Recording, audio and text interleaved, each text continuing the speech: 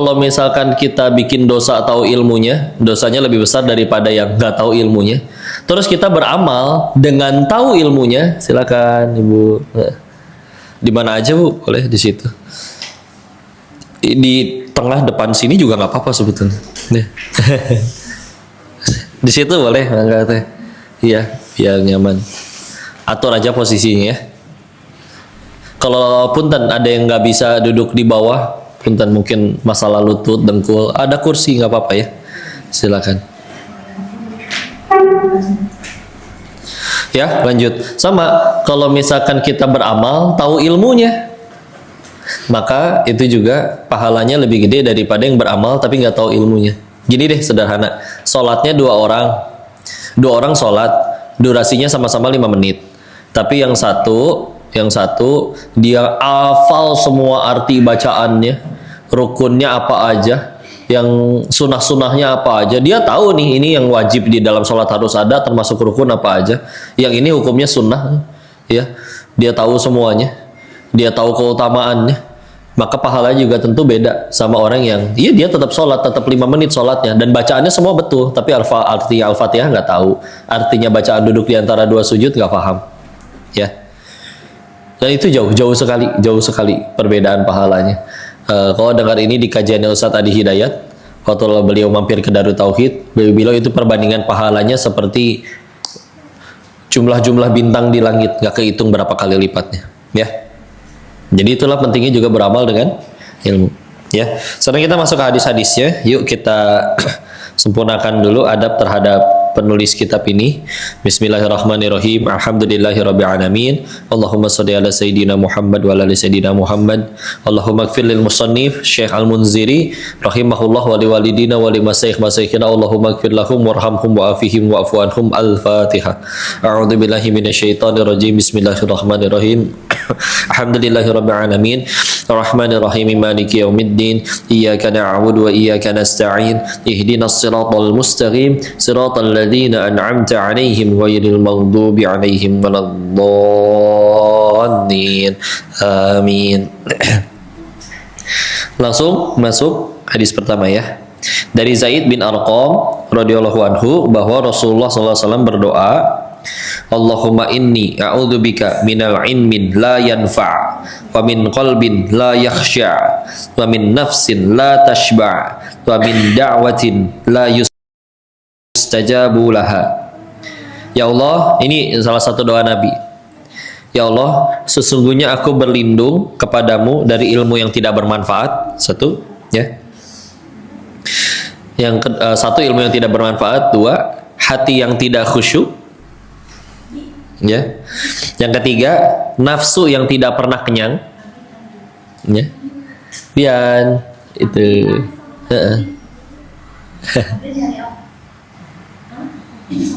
iya. Abi nafsu yang tidak pernah kenyang, puas. Dan yang keempat, dari doa yang tidak mustajab. Ini lihat ya. Nanti kita ambil hikmahnya, ada 4 hal yang didoakan oleh Nabi berlindung dari apa? 1, ilmu yang gak manfaat, ya. Terus yang kedua, hati yang tidak khusyuk, ya. Qalbin la yakhsha.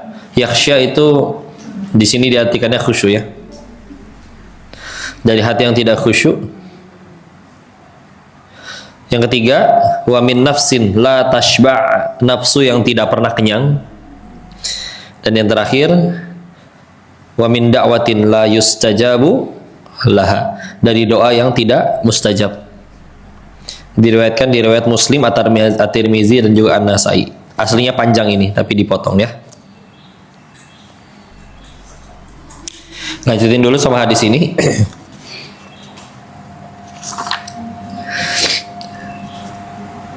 Dari Usama bin Zaid radhiyallahu anhu bahwa dia mendengar Rasulullah SAW bersabda, Rasulullah SAW bersabda, yang maknanya saya cukup panjang, saya langsung ke terjemahannya ya. Seorang laki-laki, ini karena bahasannya tentang orang yang ilmu dan amalan yang gak sesuai ya, maka seorang laki-laki didatangkan pada hari kiamat, lalu dia dicampakkan ke dalam neraka, maka usus-ususnya keluar dengan cepat. Lalu dia berputar-putar dengannya seperti keledai berputar-putar pada tambatannya. Lalu penduduk neraka mengelilinginya. Mereka berkata, "Wahai fulan, ada apa denganmu? Bukankah kamu dulu beramar ma'ruf dan nahi munkar?" Dia menjawab, "Aku beramar ma'ruf kepada kalian, sementara aku sendiri tidak melakukannya, dan bernahi munkar kepada kalian, sementara aku sendiri melakukannya." Agak horor ya Bu, maaf ya. Ini nanti didatangkan, ususnya murudul ya. Ibu tahu zaman dulu kalau buat penggilingan apa tuh, ada sapi diiketin, nanti kan kalau didorong diputerinnya berat ya, nanti dia jalan muter-muter tuh buat jalanin ini. Nah ini dia seperti itu, tapi yang jadi talinya itu ususnya sendiri diiketin di tambatannya, muter-muter aja gitu. Lalu penduduk neraka itu mengelilingi, "Ada apa dengan kamu? Yang kami tahu kamu amar ma'ruf nahi munkar." Dia menjawab, "Ya itu, aku beramar ma'ruf, aku nyuruh melakukan kebaikan padahal aku sendiri nggak ngelakuin. Dan aku juga nahi munkar, melarang orang untuk berbuat jangan ngelakuin sesuatu, tapi aku sendiri melakukannya." Ya Allah, na'udzubillah. Ya, sahih diriwayatkan di oh ini di sini ditemukan. Di bawahnya ada tulisan Bukhari dan Muslim ya. La haula wala quwata illa billah. Ya. Jadi begitu ya.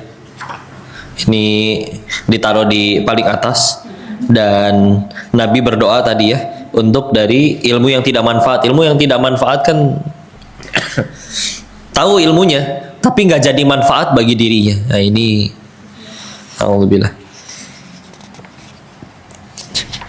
Dan salah satu fungsi ilmu, kita jadi terhalang dari berbuat dosa karena tahu itu tidak boleh. Mohon maaf, ada yang mungkin sebelum ngaji dia pernah, mohon maaf, misalkan mengambil riba.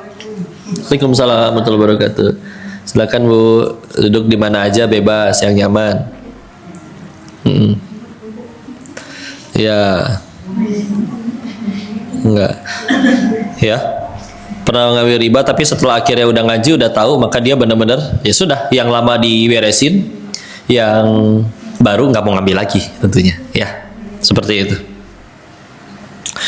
Dan ini dia ya, ketika kita ngelihat ada orang-orang yang berhati-hati gitu, nggak mau banyak bicara, buka mulut, karena itu dia takutnya aku nyuruh ngelakuin sesuatu padahal aku sendiri enggak ya, karena ternyata ganjarannya ya seperti ini. Lanjut lagi dulu ke hadis yang lain ya. Dia berkata,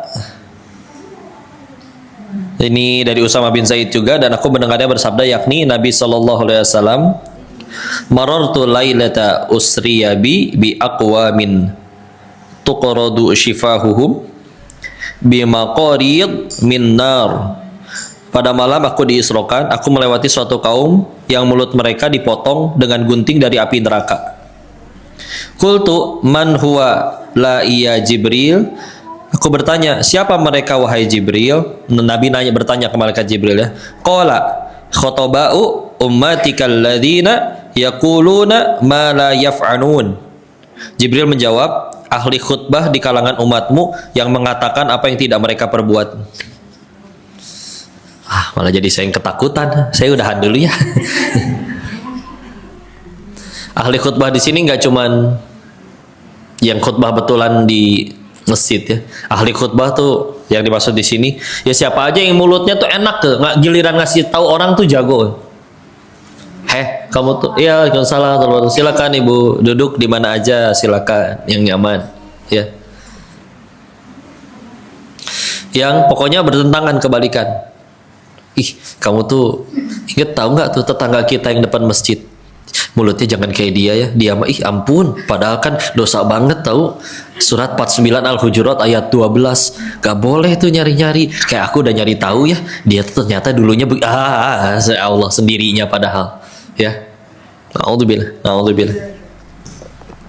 Ya, jadi kita tahu hadis tentang Isra Mi'raj itu banyak sekali yang panjang-panjang. Ini potongannya diriwayatkan oleh Ibnu Abi Dunya, Ibnu Hibban dan Imam Al-Baihaqi sahih ya, bahwa tadi dia Nabi melihat ada suatu kaum yang mulutnya dipotong pakai gunting dari api neraka. Guntingnya gunting neraka lagi. Di sini tidak digambarkan seperti apa, tapi yang jelas kayaknya pasti beda banget sama gunting yang buat gunting bumbu mie instan ya, yang suka ditaruh di dapur. Ya. Siapa mereka wajibil ahli khutbah di kalangan umatmu yang mengatakan apa yang tidak mereka perbuat. Kadang-kadang setiap kali misalnya ngelihat aduh ramai entah apa ya di berita, di podcast, orang yang di secara publik orang taunya dia tokoh-tokoh agama tapi ternyata ngelakuin sesuatu yang ya Allah, naudzubillah. Ya, berlindung aja kita kepada Allah ya. Salah satu yang kita minta perlindungan kan bukan perlindungan dari bahaya kecelakaan, ditipu orang, gak cuma itu juga. Dilindungi dari keburukan kita. Dilindungi dari ya syahwat kita. Ya, hindarkan kami dari perbuatan yang bikin kami nyesel dunia akhirat ya Allah. Ya. Alhamdulillah. Lanjut ya. Ya inilah kita pasohi at-targhib wa at-tarhib, anjuran dan ancaman. Ini lagi bahasannya kayak gini, jadi yang munculnya beberapa hadis yang jadi ancaman untuk bukan nakut-nakutin, sekali lagi untuk bikin kita jadi makin hati-hati dalam berbuat ya.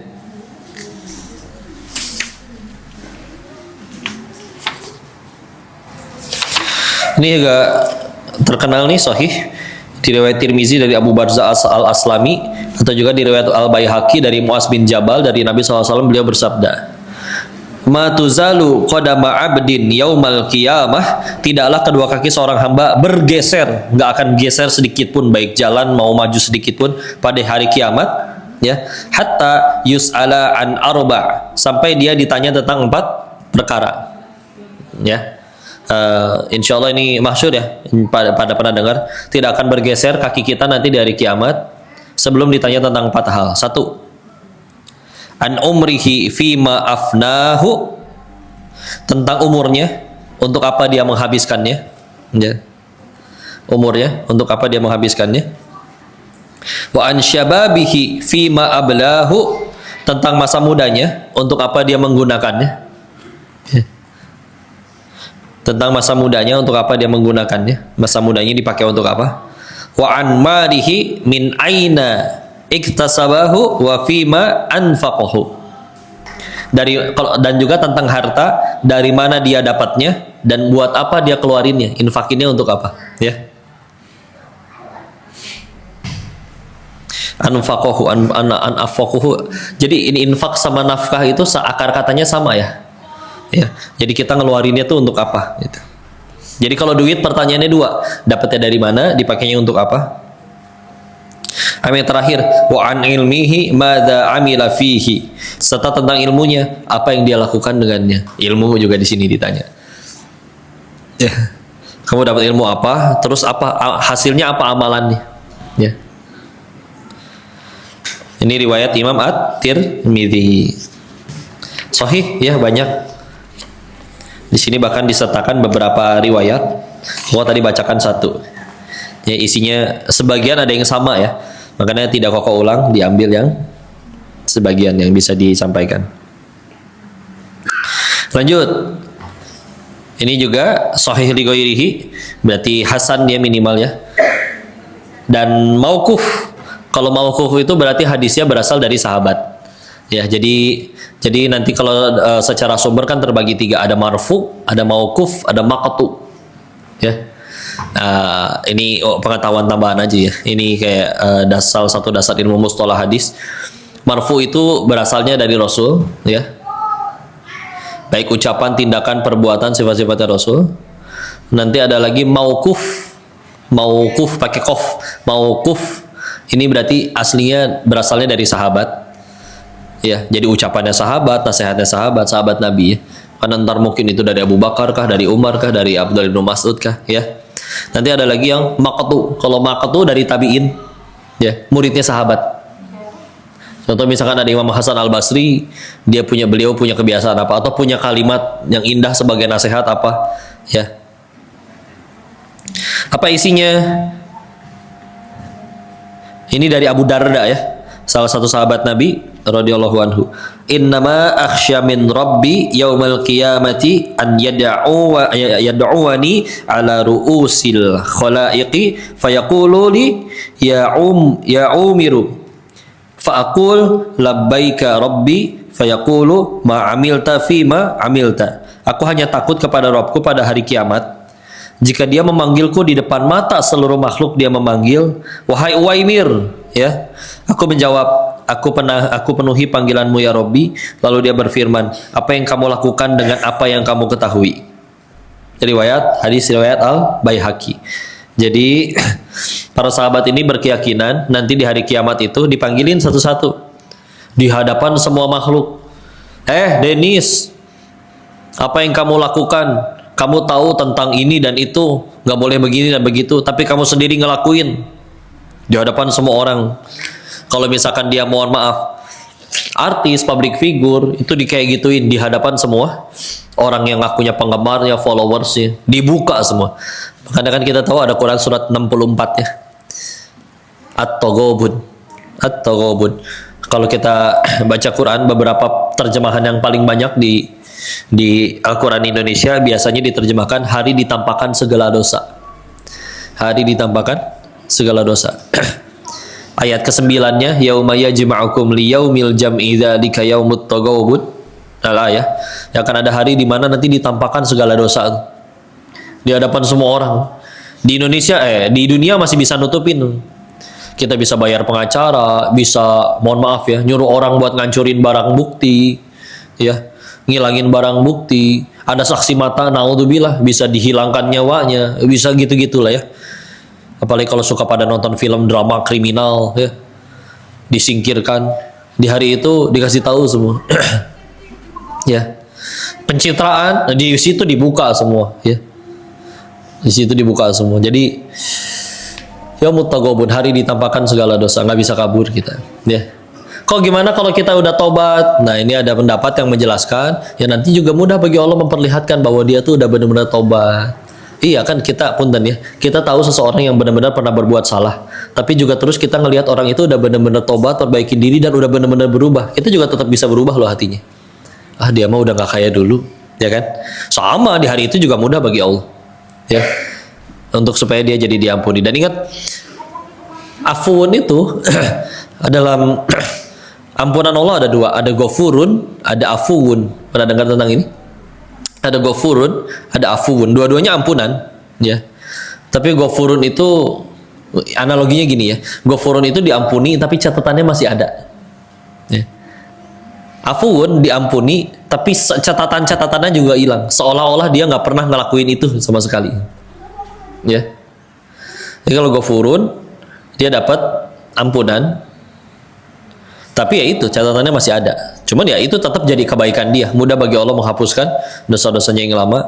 Tapi yang lebih tinggi lagi ada afuun, ya, afuun. Ya, ada kalau kita duduk di antara dua sujud kan ada bacaan itu juga. Rabbik filli warhamni wajburni warfa'ni warzukni wahdini wa'afini wa'afu anni. Ya. Walaupun ini beberapa mempertanyakan ya ini riwayatnya dari mana gitu. Karena juga yang cukup banyak, ada yang tidak 8. Yang ditemukan lebih sahih ada yang 6 ya. Cuma 6 saja, Rabbik fili warhamni wajurni warfa'ni warzukni wa'afini ya. Nah, ada yang tidak ada wa'fu'ani ya, Bu. Jadi ya seperti itulah ya. Kayak misalkan hadis terkait di sholat itu ada basmalahnya atau enggak. Itu hadis tentang itu aja. Yang sebelum Al-Fatihah kan ada yang bismillahnya disirkan, ada yang dikeraskan, dizahirkan. Itu kalau dikumpulin semua hadis tentang itu kurang lebih ada 70-an hadis. Ya. Jadi ini banyak riwayat. Kayak doa iftitah banyak, kita bisa pakai Allahumma ba'id baina atau pakai yang Allahu akbar kabiro. Ya. Tapi selagi sahih memang bisa diambil. Nah, tapi memang yang ada kata wa'fu anninya itu ada yang mempertanyakan ya Bang, ini hadisnya dari mana? Kalau ada yang menemukan pun dianggap tidak sahih. Makanya, tapi ada doa lagi Nabi meminta tadi afuun, yaitu doa ketika 10 malam terakhir Ramadan, Lailatul Qadar. Allahumma innaka afuun tuhibbul afwa fa'fu anni. Ya, wahai Allah, sesungguhnya Engkau itu Maha Pengampun. Tuhibbul afwa fa'fu anni, dan Engkau menyukai orang yang meminta maaf, maka maafkanlah kami. Ya. Jadi yang dipohon ini 10 hari Ramadan itu malam Lailatul Qadar, malam-malam yang paling luar biasa, apalagi kalau itu kena dengan Lailatul Qadarnya. Dan Aisyah radhiyallahu anha, hadisnya dari beliau, bertanya kepada Nabi, kalau bisa doa di malam itu, kita benar-benar tahu nih ini malam Lailatul Qadar. Maka kita doa apa? Manusia terbaik yang pernah Allah ciptakan nyuruhnya malah berdoa minta ampunan. Karena memang aslinya yang paling bahaya buat diri kita ya kelakuan kita sendiri ya. Allahumma innaka afuwun tuhibbul afwa fa'fu anni. Kalau ini sahih, jelas riwayat Tirmizi. Ya. Seperti itu. Ya. Ini ada perumpamaan bagus dari Abu Barzah radhiyallahu anhu, hadisnya sahih li ghairihi. Dia berkata Rasulullah SAW bersabda, "Matsalul ladzi yu'allimun nas sil khair wa yansa nafsahu Masalul fatilati tudi'u 'alan nas wa tahriqu nafsaha." Perumpamaan orang yang ngajarin kebaikan kepada manusia namun melupakan dirinya sendiri, kayak tadi ya, nyuruh orang ngelakuin kebaikan sesuatu tapi diri sendirinya nggak ngelakuin, maka ibaratnya seperti apa? Lilin yang menerangi orang lain tapi membakar dirinya sendiri. Ya. Lilin kan gara-gara lilin kita dapat cahaya terang kalau lagi nyala. Tapi ya lama-lama dia kebakar diri sendirinya habis. Makanya kadang betul sih ketika ada yang bilang, ya sengaco-ngaconya dia saya pernah dapat manfaat dari dia. Ada omongan yang dia ucap dan betulan baik dan kita bisa ambil dan orang betulan ambil. Ya tadi ibarat lilin ikut ke bagian cahayanya. Tapi kenapa kita tetap perlu menasihati, dakwahin? Karena ya itu dia, kasihan orang lain dapat manfaat, dianya sendiri hancur, kegerogotin, kebakar sendiri. Ya. Diriwayatkan di hadis riwayat Imam Al-Bazar.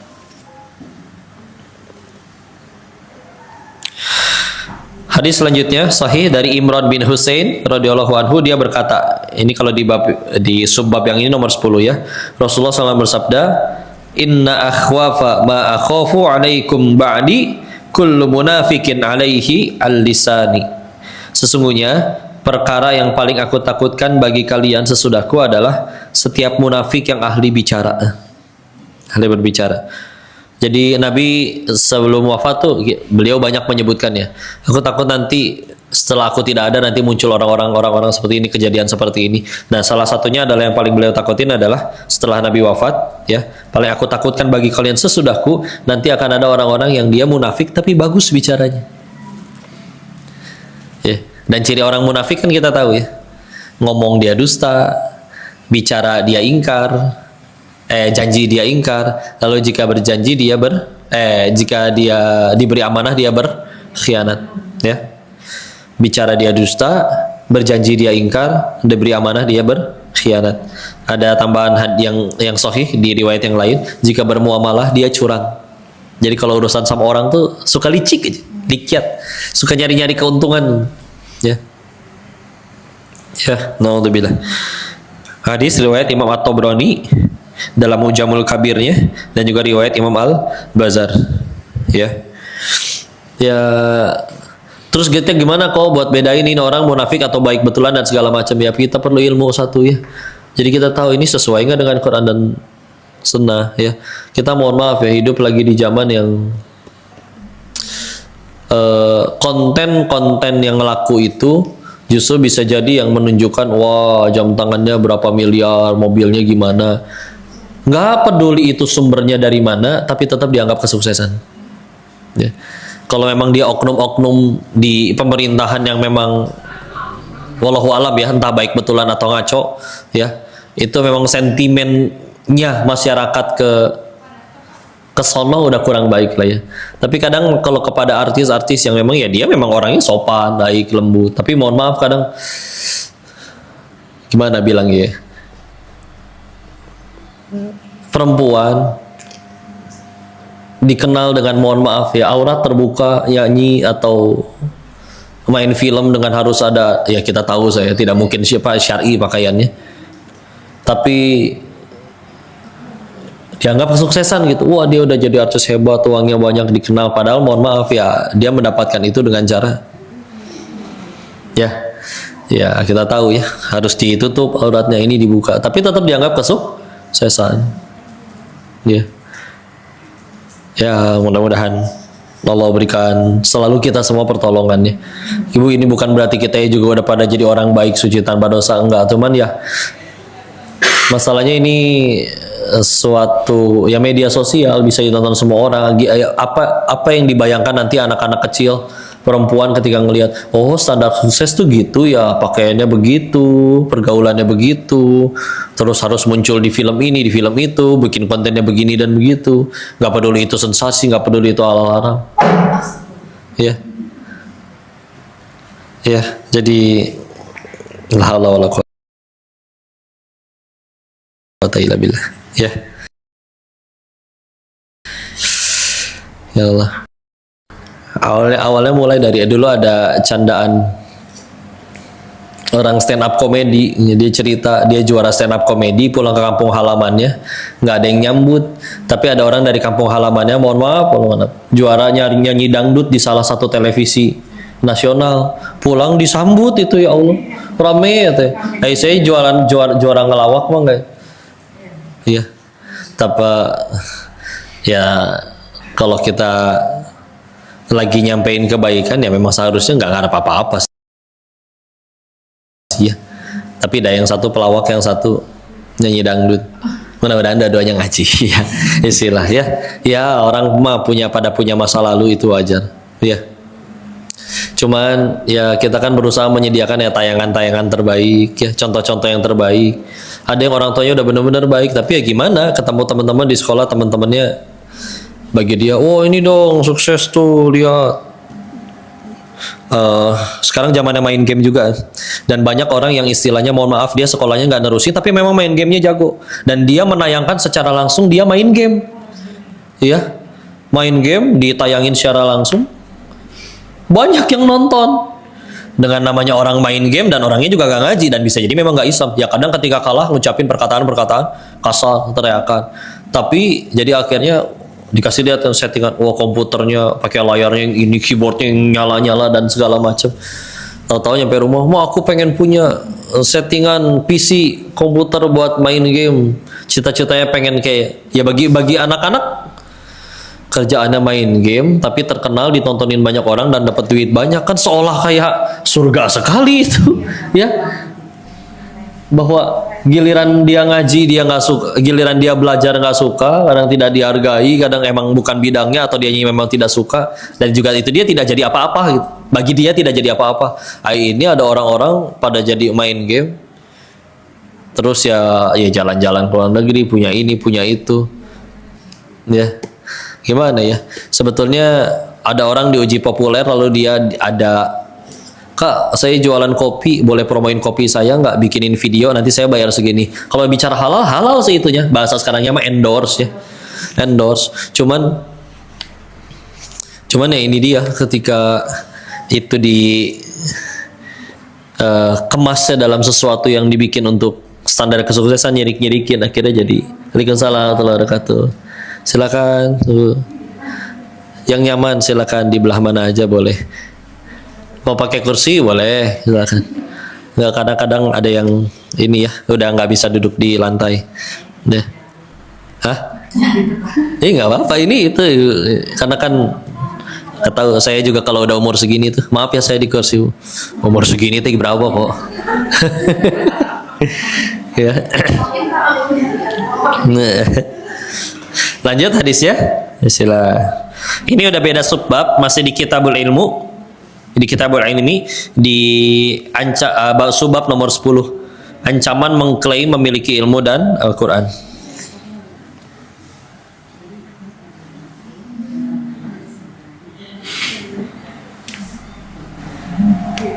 Ini tentang Nabi Musa sama Nabi Khidir ya.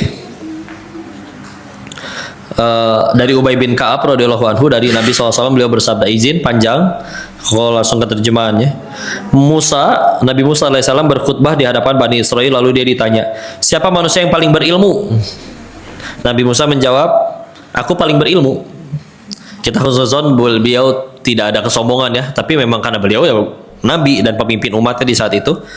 Lalu Allah mencelanya karena tidak mengembalikan ilmu kepadanya. Nah, tidak dikembalikan kepadanya. Ilmuku ini titipan dari Allah, ya.